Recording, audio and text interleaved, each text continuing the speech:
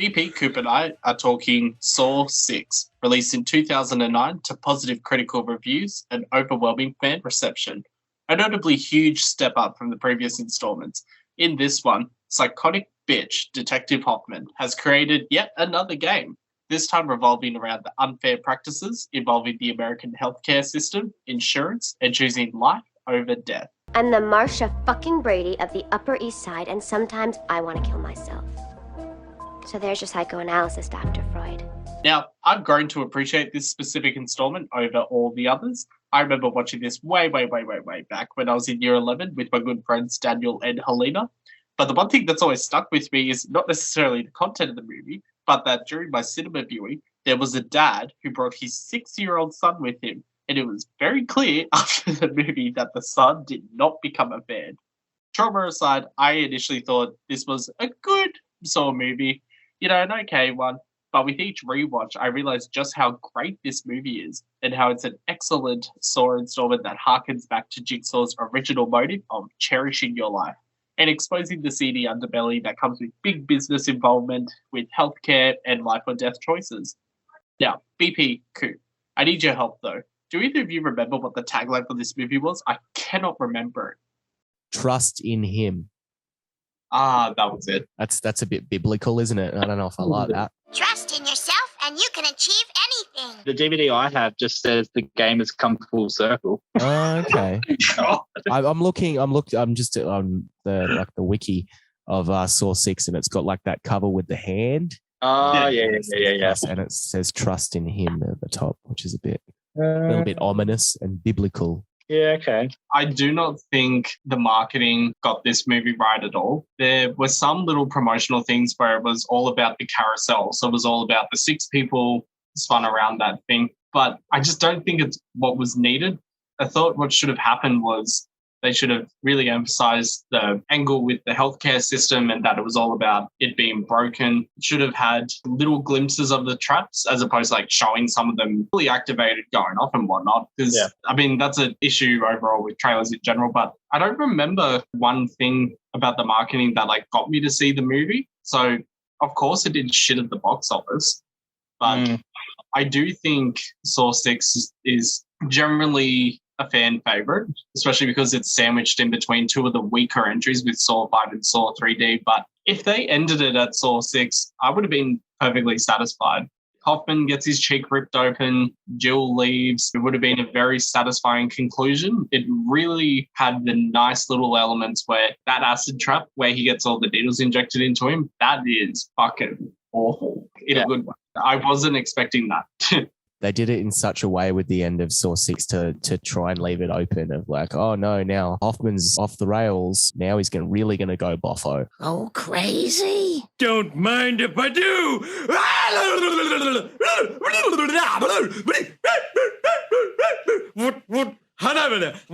Personally, I would have liked to have seen that bear trap go off and then it end, but can't have everything. What did you guys think about Perez coming back in this? I'm back again. Well, there's not much sort of told about her, is there, after 4 when she gets... I really like the character, and then, but it was a bit kind of like out of the I like the idea of her pretty much just being onto Hoffman the whole time. I love that. Funnily enough, I think it's lazy that they brought her back. I love the character of her being back, but I think she died too quickly, despite the fact that she died before. If they were going to bring her back, I wish they did it in Saw 5, because then that might have actually made that movie a bit more watchable. Absolutely. So much. But I also wonder if there was maybe like scheduling issues with the actress or things happen in people's lives. That whole sequence where they're unscrambling the audio and you can tell Hoffman's been like, fuck. It was so well done. But then when he killed her, I was like, you ruined the scene. I know they have to have a very strong emotional point, so that's going to be killing one of the innocent characters. But I was just like, couldn't he have just like, not saying she had to survive again, but like she got away. So like maybe that could have opened up Saw 7 to be like Jill and Perez versus Hoffman or something just a bit more dynamic. I like that scene, like he was saying about without unscrambling the voice, and they he goes crazy and starts stabbing everyone. This guy's a cop. Are we meant to believe that this guy hasn't been to prison juxing people with like a toothbrush knife or something? Just the way he was getting in. Jux. Just those fucking stabbing like someone would in prison. I need you to bail me out. Well, technically, my dad did. I told him college textbooks are getting crazy expensive, so he wired me $300,000. No questions asked. Pretty savage. It's like 3 in like 30 seconds or whatever. Yeah. But it'd be interesting to see if they do like a Saw 9 or whatever they're banging on about doing. Because, I mean, they do show like obviously Perez getting stabbed and then doesn't he just pour petroleum? Oh, you mean fuel? No offense, Lois, but that stuff is nothing but chemicals and empty calories. And then walks out. Yeah. But you don't see, I mean, you don't really see exactly. So, I mean, they'll probably do a flashback and she probably will get out or something. Or, you know, there could be that thing of she might come back in Saw 9. They love a retcon. In 4 or 5, he goes to the hospital and he goes to her room and there's like blood on the bed and then she's not there. Yeah. And he assumes that she dies. Wouldn't you think to ask a nurse? Like that was what I was thinking. Like when I would think he would be like, hey, what happened to her? Because I'm sure the nurse would have been like, oh, she got discharged or whatever. But when she rocks up in 6, I love the badass move of like, she's there. And you just see his face drop because he's like, fuck, she's actually alive. And no one told me. Father McGrath, I thought you were dead. I was. I love this movie. It's like one of my favorite in the series. I think even when I watched it, got on DVD and I was obsessed with it. I think Saw 5 affected how Saw 6 went in terms of like the box office because I think people just dropped off after 5. I think a lot of people just left and went, nah, I'm not watching another one. Turn off. Just a second. But even like when you go on Wikipedia and you look at the critics and the rating, it's like the best rated Saw film since 3, which is pretty good considering it's the 6th film in what is now a 9-part series. Yeah, but I just think it was really well done. And I think the issue of like healthcare was really well done. And I think a lot of backstory on John as well, sort of going to them and sort of saying like, you know, there's a place in overseas that can do this. And the guy's flat out like, nah, we can't do that. It didn't seem forced in this movie with some of the backstory and stuff. Actually quite got into some of the flashbacks and whatnot, particularly, like what you were mentioning then about when he's going to the head of that insurance company and when he's giving that speech and then you sort of get a bit of humor from Jigsaw with the piranha. Yeah, he's like piranha. He's like, that's damn right smooth. Even slick. Yeah. There's some really good dialogue in the John Kramer scenes in this movie, I think. You know the scene where he's at like the meeting party and he talks to the head of the insurance guy and he's talking to him about how like you essentially kill people and he's like, well, that's not what we do. You know that scene? Yeah. In the background, I found off IMDb, if you look closely, Amanda and Jill are walking around at the back together. Oh, really? Yeah, if you look closely, you can sort of see the backdrop walking around together. Yeah. But I think it's really well done, and it's a different sort of way, I guess, with the traps. Like, you know, the opening trap, I just like how it was like, you know, skinny girl, fat guy. What is she gonna do to try and get to survive with what she's got? So she just cuts her arm off, and he's just like cutting his stomach fat off anyway. Whoa, mama! Get a room, you two. We're in a room. Well, then lose some weight. One of my favorite quotes is from that opening trap, and he's just like, I'm not dying for you, bitch, and then like rips his shirt open. The poor girl going through that steam tunnel thing, and I have this huge problem with that trap. The fucking thing that she's got strapped around her, like the arrow's pointing up, but there are so many shots where she could just like lean forward like that, and it wouldn't. Yeah, she could tilt her head back even. She could put the where it goes off, there were pipes and shit, all kinds of shit. She could have aimed it at that so it doesn't go through her head. There was so many things with that. Nothing was done with it. And the big thing with Saw as well is like you're trying to suspend disbelief. But when you've got shit like that where there's obviously like ways you could avoid being killed in these traps, it really takes you out of that, I reckon. But I do like the idea of having to, you know, lead someone through a maze of bad shit. But with the trap itself, I had a bit of problem with that. I mean, I liked all the traps. The one trap I didn't really understand was the breathing one where they've just got to hold their breath and then when they let go, the clamp sort of comes in. It didn't really make sense that they put him in there who's quite fit, young, with someone that's older, overweight, has asthma issues. My name is Ginger Minge, and I am a overweight, asthmatic, chain-smoking cross-dresser from Orlando, Florida. Yeah, isn't he Jigsaw basically saying, you know what, you're right in that scenario. And then the second one where he's got to hold the chains out, and it's like the mom with the grandkids, and then the young guy who has no friends. See, that made more sense because he has to go against his own calculation, because by that he should be saving the young fit person, despite the fact that he has family members. Yeah, but he saves the the older lady who could be prone to diseases or anything like that. Oh, bitch! You shut your goddamn mouth! You stupid old bitch! Shut up, you bitch! But in the first one, obviously that's working in his favor, so it's not really doing anything to tarnish this calculation, which seems to be the entire point of putting him through the test. So I read something about that trap, and they said a lot of the designers liked that trap because it was just in a black backdrop. It wasn't in like a warehouse or so. Like it was easy to make, they said. And it's quite a good trap because there's quite a few scenes where it goes completely quiet. Even in the cinema, I remember it going completely quiet, where it's focusing on the little, I don't know what you call it, the thing starting to fizzle, where they're starting to breathe in again or breathe out. Oh, yeah. It's pretty cool. I know the thing you mean, yeah, it zones into that. And I like that sort of like that directing is quite, it's quite a Saw move, I guess. Yeah, I like that. And then the carousel was interesting because it's like you got to say 2, there's 4 going to die. And I just love how one's like, I'm pregnant. And it's like, no, you're not, bitch. Mark, I'm pregnant. Bullshit. Okay, fine. I'm not actually pregnant. I love that scene. It's like, what do you say to survive, though? Like, what exactly. And just the idea of the last person left, just like knowing he's going to die. Yeah. And then just waiting for just having to wait for the carousel to stop, and just knowing, well, like literally there's nothing he can say now. Like he's used his 2 saves. That's a sick scenario. I think like that's really good acting at that point, because she's just like shit scared, and she's just like, I'm pregnant. She's looking at him and he's not doing anything with her hand, and she's just like, I think it's good acting. Definitely. They played up the like the panic. Like every time the gun goes off, like the panic gets worse and worse, but also it's getting quieter and quieter because everybody's getting killed. Yeah, really good scene. I thought that was probably the best trap in this movie.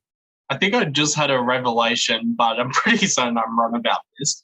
So just going back to the trap before the carousel one, where she's got to like go through the steam maze and he's trying to help her and everything. Could that possibly be commentary about how, because the whole thing's testing him with his work, choosing between the mum and the young kid, or showing that the other guy's going to die because he has health issues and the carousel, etc.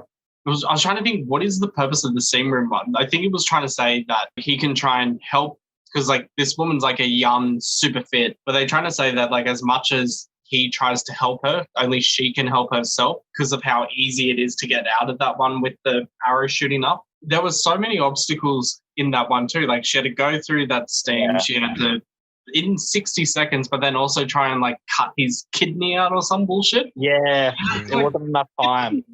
I don't know. That one always bothered me because I'm like, why would you put so much shit in there? Like, it doesn't make sense. And now I'm like, maybe it's supposed to be, maybe I'm being Captain Obvious here, but like she had to like do it herself instead of like trying to go through like insurance or something. But I might have to research that one a bit later. The ending on that one was, it was pretty good. I love the montage of all the door slamming from the previous films, and then Jill slamming the door, and then Hoffman going up to the glass, opens up, and then it just ends where he's on the ground and half his face is at it. That's such a good ending because it sort of just leaves it so open to what's actually happening. Yeah, what I want to know with this, because the idea with this one, with the envelopes that John's left, and like she's been talking with Hoffman throughout it, and she's got the 6th envelope. The 5 people that were in the test weren't just put in a trap and tied to a chair, and basically Jill tried to murder Hoffman. And as much as I agree with that decision, because fuck Hoffman, #fuck Hoffman, was that the idea? Is that what Jigsaw's plan was? Was John saying to Jill, kill Hoffman, or was the instruction to test him, but she just freaked out and went, shit, this guy's gone crazy, I have to kill him? Well, I mean, the reverse bear trap in the box, but there's no indication, I guess, what that was meant to be used for. But she probably presumed John wanted him to sit in a chair and have because there wasn't like she didn't play a tape or anything like that. She was like knocked him out, tied him to the chair with the belts, put the bear trap on him. God damn, I wanted it to go off, but I like the idea. It's a cool idea of sticking his head through the window in order to get out of it, and then got, it's half a a good chance to ending. smile. I liked it. I thought it was a strong ending considering like 5 was weak. Well, 5 was all right, I guess, with the glass thing, and then 4 was pretty weak. There hasn't been really a good ending since, I guess, maybe 2. I didn't care for the twist ending where it was Pamela, how she was stuck in the cell and it turns out they were brother and sister. Like, I didn't care for that part because I was just like, oh, you're just like, that's an right. annoying I'd completely forgotten about it. So, yeah, good point. I thought he was cheating on her with a mystery woman at the start because he's like, I don't want to miss your birthday. And I'm like, who is this person? And he looks at the girl, the like assistant, and kind of smiles. I'm like, what's going on here? That character of Pamela could have been his wife or his sister, and it would have made no fucking difference to the story. Yeah. Because like it was insinuated with the phone call that was his wife, and then maybe he was going to cheat on that chick. Yeah. Cheat on her with that woman. And then it was just like, it's his sister. Okay. That literally changes nothing. I do like the idea of they kill him with the acid and shit. It was a cool death. There was a bit of a struggle getting invested in the story of that. All the other things going on were a lot more interesting. I liked at the start of the film, they did that little montage of Amanda and who was it? The guy, junkie guy. Oh, Cecil. And they're in the car and they're looking at each other and then it sort of fades out again. They do a after credits scene on the DVD and it goes back to Saw 3 and it's Amanda going up to the keyhole where the daughter's been held hostage and she's got a gun and she just says, don't trust the one who saves you. And then it goes to the montage of Hoffman rescuing her from Saw 5. Right. Okay. No, I didn't know that. I thought what was going to happen with the ending, because like the mother and the son have got the live die switch thing and they kept like showing little bits of acid dropping from the ceiling at certain points. I thought it was going to insinuate that if they clicked die, the acid would have killed them and the Pamela reporter character. So then when he switched it to die and then the needles came down and everything, I thought it was going to be a situation where William gets like pumped with the acid, but then maybe like the buckets tip over or some bullshit and like everyone dies, to be like a double whammy where it's like he died as a result of cosmic revenge, but then the family also died because they were still holding on to revenge and grief, which was a very big theme in Saw 3. Yeah. So I was like, wait, Jigsaw changed his mind like would have been upwards? Yeah. Like, it was a bit confusing, but I still think it was miles above, way better than Saw 3D. Yeah, it's like there's just like someone came in. I don't know if it was that Kevin guy that directed it. So someone sort of come in and just spruced it up. It's a polished film late in the series, which generally most sort of series like that, Friday the 13th, like as they go on, even the new Texas Chainsaw just gets like another sequel. It's not really doing anything to the series, but I think that was sort of promising. But unfortunately, I think a lot of the fan base left before that film came out. Yeah, so it's sort of like interesting when I tell people, I'm like, oh yeah, Saw 6 is one of my favorite. They're like, number 6. I'm like, yeah. And they don't understand it because they've only sort of stopped watching after 3. So they're kind of like, oh. I get the same response too. I would have loved to have even seen what the original plans for Saw 7 and Saw 8 would be, especially if it continued the great writing, the great acting, and the excellent quality that Saw 6 produced. But unfortunately, we'll never know because, well, Saw 3D came out and fucked all that shit up. BP, Coop, thanks for joining me again today. Listeners, you can catch our next episode on Saw 3D, aka Saw 7, aka the final chapter, shortly. And believe me, this is an episode you don't want to miss. I think this will be the most negatively reviewed film to date, if not in our entire series, both past, present, and future. Feel free to follow and rate us on all the social medias and TikToks under Complete Guide to Horror. Peace out. Peace out? Moron. By the way, sorry, I forgot to mention, over the coming months, we will have more miniseries on Hostel, Scream, Chucky, The Ring, and the Halloween franchises. Thank you for your continued support, and if you didn't like this episode, thanks for boosting our engagement and impressions. Make sure to write something nasty too. Bye, bitches.